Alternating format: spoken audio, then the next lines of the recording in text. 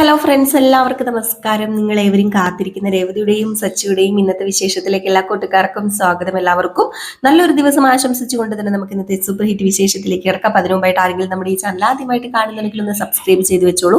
അതിനോടൊപ്പം മാക്സിമം എല്ലാവരും നമ്മുടെ വീഡിയോ ഇഷ്ടപ്പെടുന്നുണ്ടെങ്കിൽ ഒരു ലൈക്കും കൂടി ഇപ്പോൾ തന്നെ അടിച്ചിട്ട് വീഡിയോ കാണാൻ വേണ്ടി ശ്രമിക്കണേ. അപ്പൊ നമുക്ക് നേരെ ഇന്നത്തെ വിശേഷത്തിലേക്ക് തന്നെ കടന്നാലോ. തുടങ്ങുമ്പോൾ തന്നെ കാണിക്കുന്നത് നമ്മുടെ ശ്രീകാന്തും വർഷയും കൂടെ തമ്മിലുള്ള ഒരു സീനാണ് കേട്ടോ. അങ്ങനെ നമ്മുടെ വർഷ പറയുകയാണ്, ഞാൻ ഇന്ന് ഡബ് ചെയ്തപ്പോഴാണ് ഇങ്ങനെ ഒരു സീന് ഉണ്ടെന്ന് ഞാൻ അറിഞ്ഞത്. അതും ഭർത്താവ് ഭാര്യയ്ക്ക് ക്യൂടെക്സ് ഇട്ട് കൊടുക്കുന്ന ഒരു സീനാണ് കേട്ടോ. അപ്പൊ അതാണ് നമ്മുടെ വർഷ പറയുന്നത്. അതുകൊണ്ട് ആ ഒരു സുഖം എനിക്കും അനുഭവിക്കാൻ ഒരു ആഗ്രഹം. അതുകൊണ്ട് ശ്രീകാന്ത് ഒരു കാര്യം ചെയ്യുക, എനിക്ക് എൻ്റെ കാലിലെ ക്യൂടെക്സ് ഇട്ട് താ ശ്രീകാന്തെന്ന്. ശ്രീകാന്ത് ഇത് കേട്ടത് ഞെട്ടിപ്പോയി കേട്ടോ. ശ്രീകാന്ത് പറഞ്ഞു, എൻ്റെ പൊന്നോ, ഓരോ സീരിയലും കണ്ടിട്ട് വന്നേക്കും അവള്, എന്നിട്ട് മനുഷ്യനെ ഇട്ട് കഷ്ടപ്പെടുത്തും. ശ്രീകാന്തേ, എന്റെ ഒന്ന് പെട്ടെന്ന് പോയി നെയിൽ പോളിഷ് എടുത്തിട്ട് വന്നേ, ചെല്ല് എന്നിട്ട് എൻ്റെ കാലിലെ നെയിൽ പോളിഷ് ഇട്ടതാ എന്ന് പറഞ്ഞു കേട്ടോ. എന്നാലും ഇതൊക്കെ കണ്ടുകൊണ്ട് നമ്മുടെ ചന്ദ്ര അവിടെ മാറി നിൽപ്പുണ്ട്. ചന്ദ്രയ്ക്ക് ഇതൊക്കെ കണ്ടിട്ട് അങ്ങോട്ട് തരിച്ചു കയറുകയാണ്. എന്നിട്ട് ചന്ദ്രയാണെങ്കിൽ അതും ഇതും ഒക്കെ മനസ്സിലിങ്ങനെ ആലോചിക്കുകയാണ്.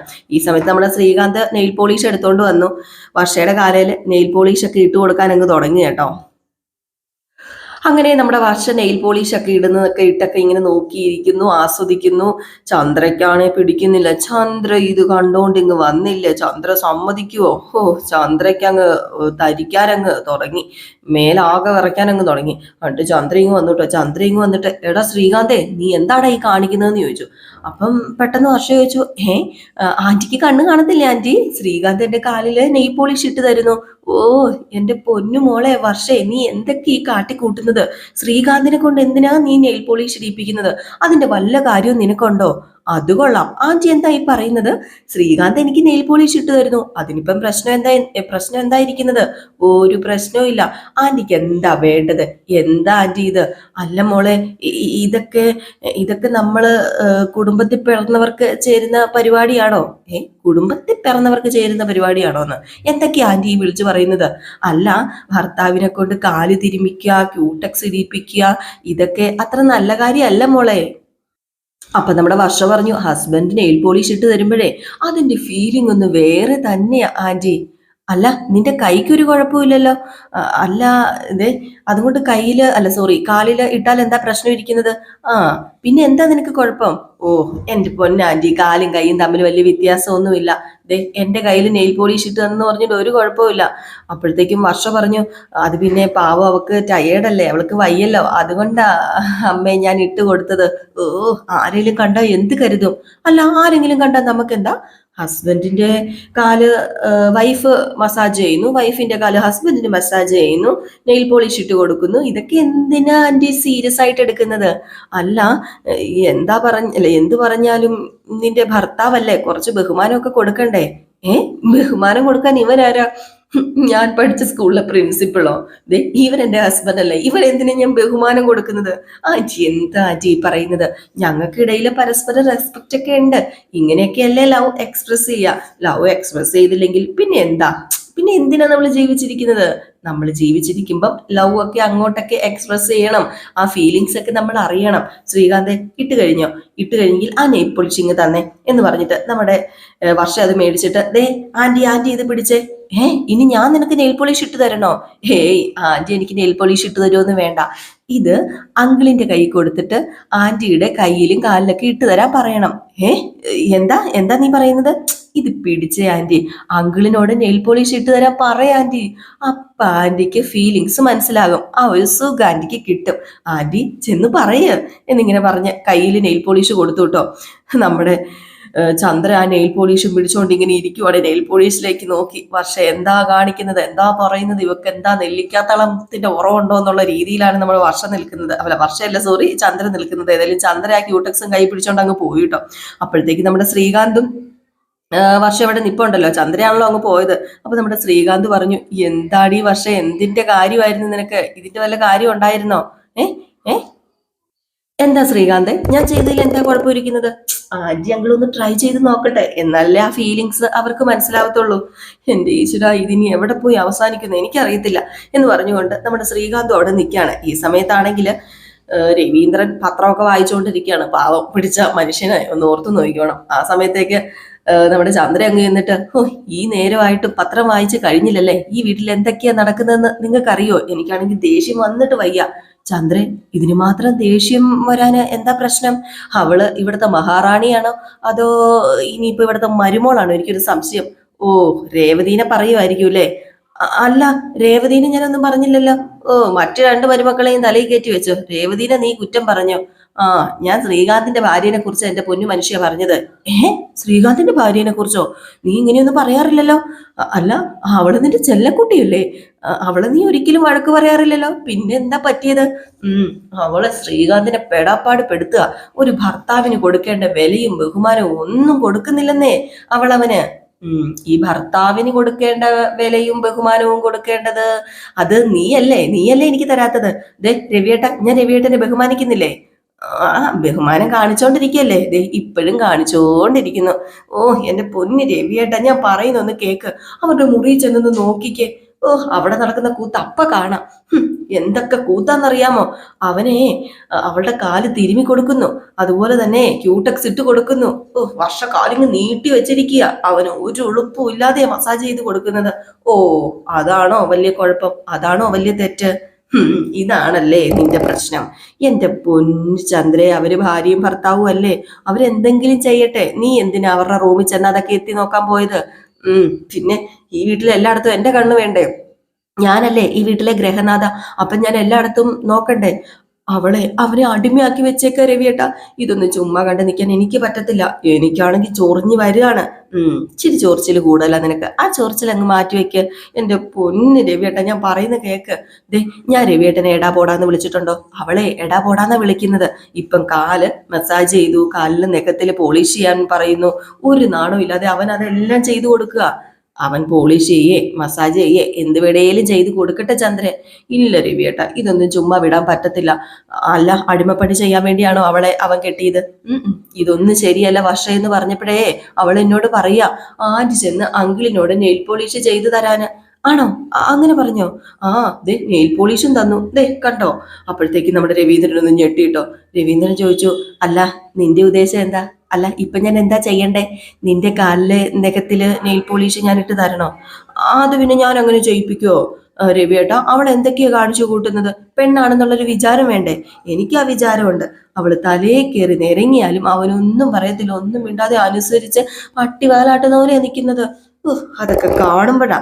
അവളുടെ അച്ഛനെ അമ്മേനെ പറഞ്ഞാൽ മതിയല്ലോ, തല്ലി വളർത്താത്തത് കൊണ്ട് ഒറ്റ മോളാണെന്ന് ഓർത്തോണ്ട് തലയിൽ കയറ്റി വെച്ചു. അല്ല, ദേ നിനക്കിപ്പൊ എന്താ ചന്ദ്ര വേണ്ടത്? ചില കാര്യങ്ങൾ നമ്മൾ ഇടപെടാതിരിക്കുന്ന നല്ലത്. കണ്ടില്ല കേട്ടില്ല എന്നും പറഞ്ഞ് നമ്മൾ നടിച്ചു നടക്കണം. നമ്മളെ വല്ല നമ്മളായിട്ട് കളയരുത്. പിന്നെ നിന്റെ കയ്യിൽ നെയിൽ പോളിഷ് തന്നു വിട്ടില്ലേ? വല്ല കാര്യം ഉണ്ടായിരുന്നു ഈ നെയിൽ പോളിഷ് മേടിച്ചോണ്ട് വരേണ്ടത്? എന്തായാലും ഇത് ഇങ്ങനെ വിട്ടാൽ ശരിയായില്ല രവിയേട്ട. ഞാൻ പറഞ്ഞാല് അവള് കേൾക്കത്തില്ല. രവിയേട്ടൻ ചെന്ന് അവളോട് കാര്യമായിട്ടൊന്ന് പറ. ഞാൻ പോയി പറയാനോ? ഞാൻ എന്താ ചെന്ന് പറയേണ്ടത്? ദേ വർഷേ, ഇതൊന്നും ശരിയല്ല. ഇനി ഇങ്ങനെയൊന്നും ചെയ്യരുത്. ഭർത്താവിന് കൊടുക്കേണ്ട ബഹുമാനം കൊടുക്കണം എന്നൊക്കെ ചെന്ന് പറയണം. അതല്ലേ വേണ്ടത്? ഓ, അവളുടെ കയ്യിൽ നിന്ന് നിനക്ക് കിട്ടേണ്ടത് കിട്ടി. ഇനിയിപ്പൊ എനിക്കൂടെ മേടിച്ച് തരണം. അതല്ലേ നിന്റെ ഉദ്ദേശം? അതങ്ങ് നിന്റെ മനസ്സിൽ വെച്ചാൽ മതി. ഞാനേ അവളോട് പറയാൻ പോകുന്നില്ല. അയ്യോ രവിയേട്ടൻ പറഞ്ഞ അവള് കേക്ക്. ഒന്ന് ചെല്ല് പ്ലീസ് രവിയേട്ട. പ്ലീസ് രവിയേട്ട. ദേ എന്റെ പൊന്നു ചന്ദ്രൻ, ഞാൻ വിടില്ല. അല്ല, ഞാൻ പോവില്ല. പറയത്തക്ക പ്രശ്നം ഒന്നും ഇവിടെ നടന്നിട്ടില്ല. പിന്നെ എന്തിനാ ഞാൻ പോയി പറയുന്നത്? അതുകൊണ്ട് നീ എന്നെ അങ്ങ് വിട്ടേരെ പ്ലീസ് പ്ലീസ്. എന്റെ പൊന്നു ചന്ദ്രൻ, ഞാൻ പറയത്തില്ല. എന്റെ പൊന്നു രവിയേട്ടനെ അങ്ങനെ പറയാതെ പ്ലീസ് രവിയേട്ട. എന്നെക്കൊണ്ട് കൂടുതൽ പറയിപ്പിക്കാതെ. ചെല്ല് പറ. ഇത് ഇന്നത്തോടുകൂടി നിർത്തണം. രവിയേട്ടൻ ചെന്ന് പറയുന്നുണ്ടോ ഇല്ലയോ? ശ്രീകാന്ത് നിന്നോട് വല്ല കംപ്ലൈന്റും പറഞ്ഞോ? അത് അവൻ പറയുവോ? പറയത്തില്ലല്ലോ. അവനെല്ലാം ചെയ്തു കൊടുത്തോണ്ടിരിക്കുക. എങ്കിൽ പിന്നെ പ്രശ്നമില്ല. അവന് പ്രശ്നമില്ല, പിന്നെ നിനക്ക് എന്താ പ്രശ്നം?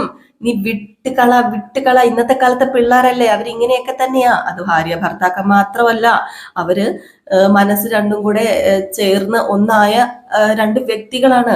അവർക്ക് ഇഷ്ടമുള്ളതുപോലെ ജീവിക്കട്ടെ. നമ്മളതിൽ തലയിട്ട് പ്രശ്നം ഉണ്ടാക്കേണ്ട കാര്യമുണ്ടോ? എന്റെ പൊന്നു ചന്ദ്രൻ, നീ പോ. വെറുതെ നമ്മുടെ തല പോയിക്കേണ്ട കാര്യമില്ല. അത് പിന്നെ അവര് കാണിക്കുന്നൊക്കെ നമ്മൾ കണ്ടു നിൽക്കണം എന്നാണ് ഒരു വേട്ടം പറയുന്നത്. എന്നെ കൊണ്ട് അതിനൊന്നും പറ്റത്തൊന്നുമില്ല. പറ്റിക്കണം. കാലത്തിനനുസരിച്ച് നമ്മൾ മാറണം. നമ്മുടെ മക്കളുടെ താളത്തിനൊത്ത് നമ്മൾ തുള്ളണം. ഇത്രയും പ്രായമായില്ലേ, ഇനിയെങ്കിലും മക്കള് പറയുന്നത് കേട്ട് നമ്മൾ ജീവിക്കണം. പിന്നെ പണ്ട് കാലങ്ങളിലൊക്കെ അങ്ങനെയായിരുന്നു, ശരിയാണ്. അവരൊക്കെ ജീവിച്ച പോലെയാണോ ഇപ്പോഴത്തെ സാഹചര്യം? ഇപ്പം അതുപോലെയാണോ ഓരോന്ന്? അതുപോലെയല്ല, അപ്പോഴത്തെ കാലമല്ല ഇപ്പം. ഇപ്പൊ ഓരോ സംരംഭങ്ങൾ കൂടി വരുന്നു, അങ്ങനെ ആധുനിക കാലമാകുന്നു. അതിനനുസരിച്ച് ഓരോരോ സാധനങ്ങൾ മനുഷ്യര് തന്നെ നിർമ്മിക്കുന്നു. നമുക്ക് വിശ്വസിക്കാൻ കഴിയാത്ത കാര്യങ്ങളൊക്കെയാണ് നടക്കുന്നത്. അപ്പൊ പിന്നെ കാലത്തിനനുസരിച്ച് കോലം മാറണം. അങ്ങനെയാ ചന്ദ്ര വേണ്ടത്. അല്ലാതെ നീ ഇപ്പോഴും ആ പഴയ ചന്ദ്രയായിട്ട് നിന്ന് കഴിഞ്ഞാൽ ശരിയാവില്ല. നീയും പുതിയ ചന്ദ്രയാകാൻ നോക്ക്, അപ്പൊ നിനക്ക് അതിന്റെ വ്യത്യാസം മനസ്സിലാവും എന്നൊക്കെ നമ്മുടെ രവീന്ദ്രൻ ചന്തയോടല്ല, സോറി, ചന്തന്നേ വരത്തുള്ളൂ, ചന്ദ്രയോട് പറഞ്ഞു കൊടുക്കുകയാണ് കേട്ടോ. ചന്ദ്രയ്ക്കാണ് ഇതൊക്കെ കേട്ടിട്ട് വീണ്ടും ഇങ്ങനെ തരിച്ച് മേപ്പോട്ട് കയറുകയാണ്. രവീന്ദ്രനെ എങ്ങനെയെങ്കിലും പറഞ്ഞ് വർഷേനെ കൊണ്ട് ഒന്ന് പറഞ്ഞ് വർഷേനെ ഒന്ന് മെരിക്ക എന്ന് ഓർത്തിട്ട് അതും നടന്നില്ല കേട്ടോ. ഈ സമയത്ത് പിന്നെ കാണിക്കുന്നുണ്ടല്ലോ, നമ്മുടെ സുധിയുടെ കച്ചവടം നടന്നല്ലോ. സുധിയുടെ കടയിൽ വന്നിട്ട് 4.5 ലക്ഷത്തോളം രൂപയ്ക്ക് അവരെ പർച്ചേസ് ചെയ്തുകൊണ്ട് പോയല്ലോ കുറച്ച് പേര് വന്ന്. അപ്പം ശ്രുതി കല്യാണത്തിന് പോയേക്കാണ്. അപ്പം കല്യാണത്തിന് പോയ സ്ഥലത്തേക്ക് നമ്മുടെ സുധി വിളിക്കുകയാണ്. സുധി വിളിച്ചിട്ട് ശ്രുതിയോട് പറയുകയാണ്, ദേ അവരുണ്ടല്ലോ 4.5 ലക്ഷം രൂപയുടെ സാധനമാണ് കൊണ്ടുപോയത്, അതിന് റെഡി ക്യാഷും തന്നു. ആണോ ആണോ സുധി? ആ അതേന്നേ, ഇനി വരൂന്ന് പറഞ്ഞിട്ടാ അവര് പോയത്. ഒറ്റ സെയില് കൊണ്ട് നമുക്ക് 1.5 ലക്ഷത്തോളം രൂപയെ നമുക്ക് പ്രോഫിറ്റ് ആയിട്ട് കിട്ടിയിരിക്കുന്നത്. ഓ, ഭയങ്കര സന്തോഷമായി. 4 ലാക്സോളം നമുക്ക് ഇപ്പം ആ ഡീലർക്ക് കൊടുക്കാം. ഞാൻ അദ്ദേഹത്തോട് ഷോപ്പിലേക്ക് വരാൻ പറഞ്ഞിട്ടുണ്ട്. ബാക്കി 1 ലാക്ക് അത് നമ്മുടെ കയ്യിൽ കിട്ടണം. ഓ, പിന്നെ നമുക്ക് ഭയങ്കര സന്തോഷമാവില്ലേ? നിന്റെ കൂടെ വരാത്തതിന്റെ വിഷമം നമുക്ക് തീർക്കണ്ടേ? ഒരു 2 ദിവസം നമുക്ക് ഗോവയിലോ മറ്റും പോയി കറങ്ങിയിട്ട് വരാം. ഏയ്, അതൊന്നും വേണ്ട സുധി, ഗോവയിൽ പോകാനോ? ക്യാഷൊക്കെ ആലോചിച്ച് ചെലവാക്കാനുള്ളതല്ലേ. പിന്നെ ഇങ്ങനെ സെയിൽ നടന്നാലേ പിന്നെ നമ്മുടെ സുധീനെ പിടിച്ചാ കിട്ടില്ല കേട്ടോ. സുധി ആള് കൊള്ളാലോ. വിചാരിച്ചതിനേക്കാളും വേഗത്തില് നമുക്ക് വേറൊരു ഷോറൂമും ഓപ്പൺ ചെയ്യാനായിട്ട് പറ്റൂ. അതെ, സുധി നീ ഇന്ന് മടങ്ങുന്നുണ്ടോ അതോ ഫ്രണ്ട്സുമായിട്ട് അടിച്ചു പൊളിച്ച് അവിടെ കൂടുവാണോ? സുധി ഇല്ലാതെ എന്തടിച്ചുപൊളിയാ സുധി ഇവിടെ. ഞാൻ അങ്ങോട്ടേക്ക് വരികയെന്നേ.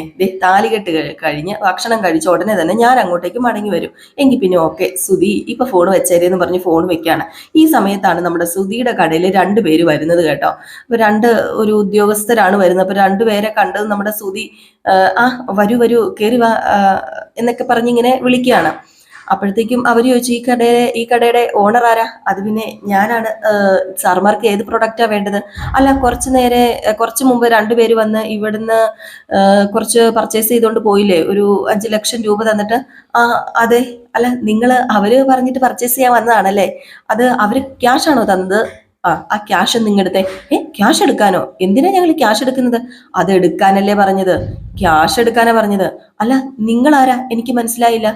ഞങ്ങളെ വിജിലൻസ് ഡിപ്പാർട്ട്മെന്റിൽ നിന്ന് വരുന്ന ആളാണ്. ആ ക്യാഷ് എടുക്കാൻ പറഞ്ഞു.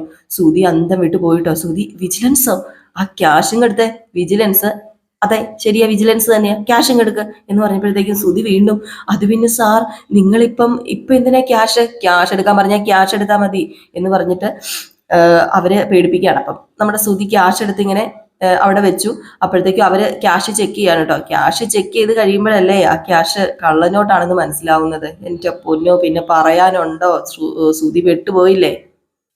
അങ്ങനെ കള്ളനോട്ടാന്ന് അറിഞ്ഞതും അവർ പറഞ്ഞു, പ്രോഡക്റ്റ് വിൽക്കുമ്പം നമ്മൾ ബില്ല് കൊടുക്കണതല്ലേ, നിങ്ങളുടെ കയ്യിൽ ബില്ലുണ്ടോ എന്ന് ചോദിച്ചപ്പോഴത്തേക്കും, അയ്യോ സാർ, എൻ്റെ കയ്യിൽ ബില്ലില്ലല്ലോ സാർ, അവർ ബില്ല് വേണ്ടെന്ന് പറഞ്ഞുകൊണ്ട് ഞാൻ ബില്ല് അടിച്ചില്ലായിരുന്നു. ഓ, താൻ എന്തൊരു മന്ദബുദ്ധിയാടോ, താൻ എന്തിനാടോ ഇതുപോലൊരു ബിസിനസ് ആരംഭിച്ചത്? തനിക്ക് ബുദ്ധി ഉണ്ടോടോ? താൻ എന്തിനാ ഇതുപോലൊരു ബിസിനസ് ആരംഭിച്ചത്?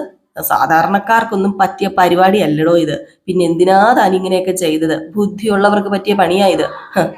തന്നെ പറ്റിച്ചിട്ട് പോയതാണെങ്കിലും എന്താണെങ്കിലും ഇപ്പം പ്രതി താൻ തന്നെയാ. ഇപ്പം കള്ളനോട്ടിരിക്കുന്നത് നിങ്ങളുടെ കടയിലല്ലേ, നിങ്ങൾ തന്നെയാണ് കുറ്റക്കാരൻ. അതുകൊണ്ട് വേറൊന്നും ഞങ്ങൾക്ക് ചെയ്യാൻ പറ്റില്ലടോ എന്ന് പറഞ്ഞിട്ട് അവരങ്ങ് പോവുകയാണ്. പിന്നെ കാണിക്കുന്നത് പോലീസ് സ്റ്റേഷനിൽ നിൽക്കുന്ന നമ്മുടെ സുധീനെയാണ് കേട്ടോ. അങ്ങനെ പോലീസ് സ്റ്റേഷനിൽ നമ്മുടെ സുധി ചെന്ന് പെട്ടുപോകുന്ന ഒരു അവസ്ഥയാണ്. അങ്ങനെ അവർക്കും ബില്ല് കയ്യിലുണ്ടെങ്കിൽ ഇവർക്ക് എന്തെങ്കിലുമൊക്കെ ചെയ്യാൻ പറ്റും. ബില്ലില്ലാത്തത് കൊണ്ട് ഈ പൈസയുടെ ഉടമസ്ഥത ഇപ്പൊ നമ്മുടെ സുധി ഏറ്റെടുക്കേണ്ടി വരികയാണ്. സുധിയാണ് ഈ പൈസയുടെ ഉടമസ്ഥത വഹിക്കേണ്ടത്. അപ്പൊ അതുകൊണ്ട് തന്നെ ബില്ലില്ലാത്തത് കൊണ്ട് വലിയ പ്രശ്നമാവും. അന്തബുദ്ധിത്തരമല്ലേ നമ്മുടെ സുധി കാണിച്ചത്. ഏതായാലും അവിടെ പോലീസ് സ്റ്റേഷനിൽ ചെല്ലുമ്പോൾ പോലീസുകാർ അന്നേരം പറയുകയാണ് ഞങ്ങൾക്കൊന്നും ചെയ്യാൻ പറ്റില്ല, അതുകൊണ്ട് തന്നെ ഇതിപ്പം നിങ്ങളുടെ പൈസയാണ്, അപ്പം നിങ്ങളാണ് ഇതിന്റെ ഉത്തരവാദി, അല്ലെങ്കിൽ പിന്നെ ഈ തന്ന ആൾക്കാരെ തേടി കണ്ടുപിടിച്ച് സത്യം തെളിയിക്കണം, അതുവരെ നിങ്ങൾ തന്നെയാണ് പ്രതി, നിങ്ങളാണ് ഈ പൈസയുടെ ഉടമസ്ഥത ഉള്ളത് നിങ്ങൾ തന്നെയാണ്, വേറെ ആരും ഈ പൈസയുടെ ഉടമസ്ഥത ഏറ്റെടുക്കാൻ തയ്യാറാവില്ലല്ലോ. അവര് ആണെന്ന് അറിഞ്ഞ് നിങ്ങൾ അവരെ കൂട്ടിക്കൊണ്ട് വരുവാണെങ്കിൽ ഓക്കെ, അല്ലാതെ ഞങ്ങൾക്കൊന്നും ചെയ്യാൻ പറ്റില്ല, അതുകൊണ്ട് കുറച്ച് കാര്യങ്ങളൊക്കെ പോലീസ് സ്റ്റേഷനിൽ നിന്ന് പറഞ്ഞു കൊടുക്കുകയാണ്. ഏതായാലും ഇനിയിപ്പോൾ അതിൽ നിന്ന് എങ്ങനെയെങ്കിലും നമ്മുടെ ശ്രുതിക്ക് രക്ഷപ്പെട്ടേ പറ്റൂ. അപ്പൊ ഏകദേശം ഈ ഒരു ഭാഗമൊക്കെ കാണിച്ചിട്ടാട്ടോ ഇന്നത്തെ വിശേഷം അവസാനിക്കുന്നത്. അങ്ങനെ നമ്മുടെ ശ്രുതി പൈസയും എന്താ പറയാ കടിക്കുന്ന പട്ടിയെ പൈസ കൊടുത്ത് മേടിച്ചൊരവസ്ഥയാണ്. വല്ല ആവശ്യം ഉണ്ടായിരുന്നു, ബില്ലടിച്ചു കൊടുക്കുകയാണെങ്കിൽ വല്ല ആവശ്യം ഉണ്ടായിരുന്നു? നമ്മുടെ ശ്രുതി ഇനിയിപ്പൊ ആകെപ്പെട്ടു എന്ന് പറഞ്ഞാൽ പെട്ടു. സ്വപ്നങ്ങളൊക്കെ തകർന്നു. ഗോവയ്ക്ക് പോകാം, അവിടെ പോകാം, ഇവിടെ പോകാം എന്നൊക്കെ പറഞ്ഞുകൊണ്ട് ഒരുപാട് സ്വപ്നം കണ്ടതായിരുന്നു. അങ്ങനെ പോലീസുകാർ പറയുന്നതെല്ലാം കേട്ട് മിണുങ്ങസ്യാന്ന് പറഞ്ഞുകൊണ്ടിരിക്കുക എന്നുള്ളതല്ലാതെ ഇനിയിപ്പം നമ്മുടെ ശ്രുതിക്ക് വേറൊരു മാർഗമില്ല. ഏതായാലും നമ്മുടെ ശ്രുതിക്ക് ഇനി കയ്യിൽ നിന്ന് 4 ലക്ഷം രൂപ കൊടുക്കേണ്ടി വരുന്നത്. 5 ലക്ഷം രൂപയാട്ടോ, സോറി, 4 ലക്ഷം രൂപയല്ല, 5 ലക്ഷം രൂപയാണേ. ഒന്ന് ക്ഷമിച്ചേക്കണം കേട്ടോ, ഞാൻ മുമ്പ് ചിലപ്പം 4 ലക്ഷം എന്ന് പറഞ്ഞു കാണും, 5 ലക്ഷം രൂപയാണ്, അതൊക്കെ കൊടുക്കേണ്ടി ഒരു അവസ്ഥ വരികയാണ്. ഏതായാലും വീണ്ടും വീണ്ടും വീണ്ടും നമ്മുടെ പൊട്ടൻ ശ്രുതി എന്ന കുരുക്കിൽ പെടുകയാണ്. അപ്പൊ നമുക്ക് കാത്തിരുന്ന് തന്നെ കാണാം ഇനി എന്താ സംഭവിക്കാൻ പോകുന്നത്. അപ്പൊ എല്ലാവരും കാത്തിരിക്കുക. എല്ലാവർക്കും വീണ്ടും നല്ലൊരു ദിവസം ആശംസിച്ചുകൊണ്ട് നിർത്താണ്. ആദ്യം ലൈക്ക് അടിക്കാത്തവരെ ഇപ്പോഴൊന്ന് ലൈക്ക് അടിച്ചിട്ട് ഇറങ്ങിപ്പോണേ. Tata, bye bye.